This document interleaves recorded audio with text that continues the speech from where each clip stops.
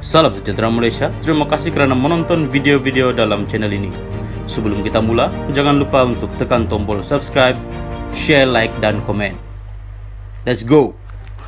Salam sejahtera dan salam perpaduan kepada seluruh rakyat Malaysia. Malaysia digemparkan hari ini dengan seorang pemergian tokoh politik yang semestinya membawa kepada kesebakan kepada seluruh rakyat Malaysia.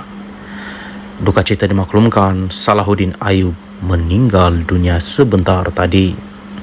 Ahli keluarga Menteri Perdagangan Dalam Negeri dan Kos Sara Hidup KPDN, Datuk Seri Salahuddin Ayub mengesahkan ahli parlimen Pulai itu meninggal dunia sebentar tadi.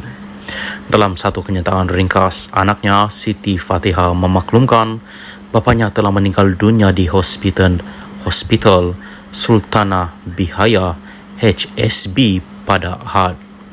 Duka cita dimaklumkan Ketua Keluarga Kami, Salahuddin Ayub telah menghadap ilahi pada jam 9.23 malam tadi, 23 Julai 2023, katanya dalam kenyataan di Facebook pada Ahad.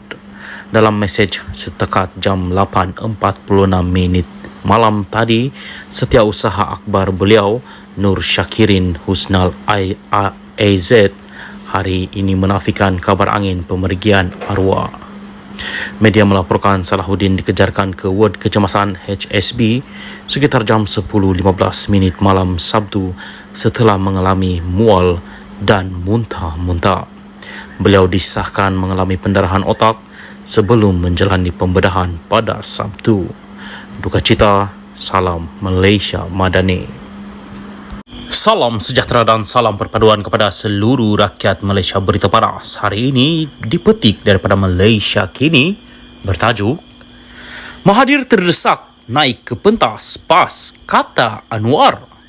Berita penuh, kehadiran Dr. Mahathir Mohamad berkongsi pentas yang sama dengan pemimpin PAS menunjukkan dia sekarang terdesak, kata Perdana Menteri Anwar Ibrahim. Menurutnya, bekas Perdana Menteri itu ketika berkuasa sangat kejam terhadap PAS dan penyokongnya. Beliau adalah kumpulan terdesak dan tiada ruang lain untuk dia heret. Tun Dr. Mahathir, orang yang paling kejam terhadap PAS, Sekolah Agama Rakyat, mangsa memali, namun kini didukung, kata Anwar seperti dipetik Berita Harian pada sidang akbar di Gua Musang hari ini. Pengurusi Pakatan Harapan itu mengulas kehadiran Dr. Mahathir pada ceramah PAS Jumaat lalu di Kelantan. Untuk rekod, tragedi memali merujuk kepada perselisihan antara penyokong PAS dan pendakwah Ibrahim Mahmud atau lebih dikenali sebagai Ibrahim Libya dengan pihak polis di Baling Kedah. Pertembungan antara mereka menyebabkan 14 orang awam termasuk Ibrahim dan 4 anggota polis terbunuh. Dr. Mahathir ialah Perdana Menteri ketika itu. Pada masa lalu, PAS mempersalahkan Mahathir berhubung apa yang berlaku. Manakala bekas Perdana Menteri itu pula mendakwa ia sebenarnya adalah kesalahan Hadi yang didakwa meniupkan keganasan melalui amanat Hadi pada 1981.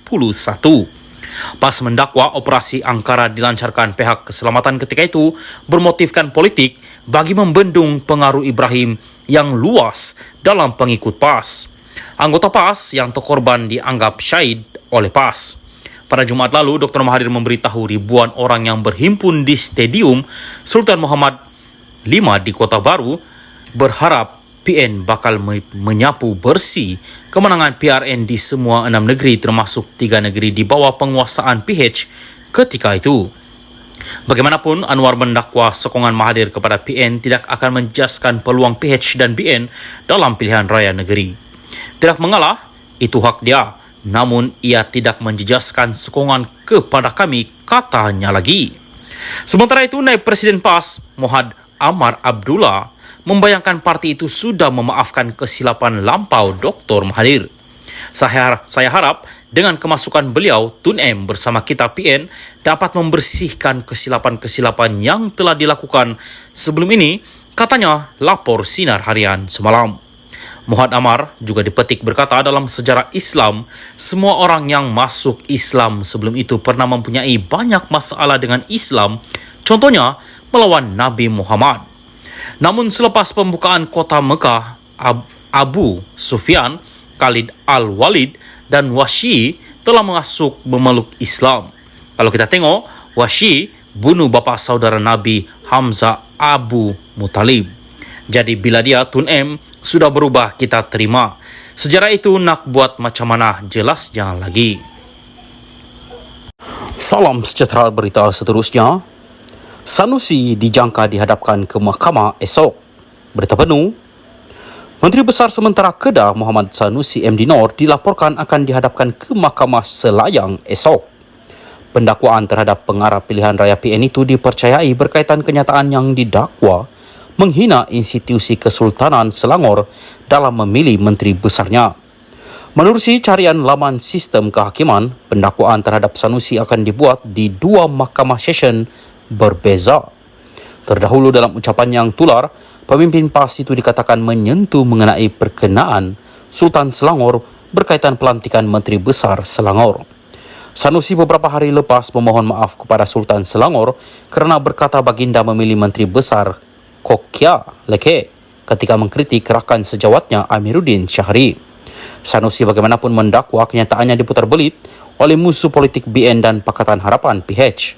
Berikut antara kenyataan Sanusi yang menimbulkan kontroversi dan mengundang laporan polis itu.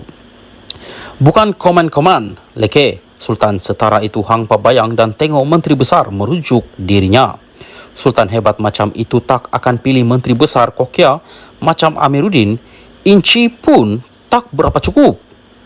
Dalam perkembangan berkaitan Sultan Selangor, Sultan Syarafuddin Idris Shah Al-Haj bertita bahawa isu kenyataan Sanusi yang didakwa menghina baginda belum selesai menurut pejabat diraja. Baginda bertita bahawa perkara ini masih belum selesai, kata pejabat itu dalam kenyataan di media sosialnya petang ini. Kenyataan itu juga mendedahkan Peseru Jaya PAS Selangor Ahmad Yunus Hairi dan Ketua Polis Selangor Hussein Omar Khan menghadap baginda di Istana Bukit Kayangan, Shah Alam. Pertemuan secara berasingan itu, kata pejabat itu, membincangkan mengenai kenyataan Sanusi dalam ceramahnya di Selangor baru-baru ini yang dianggap menghina institusi diraja Selangor.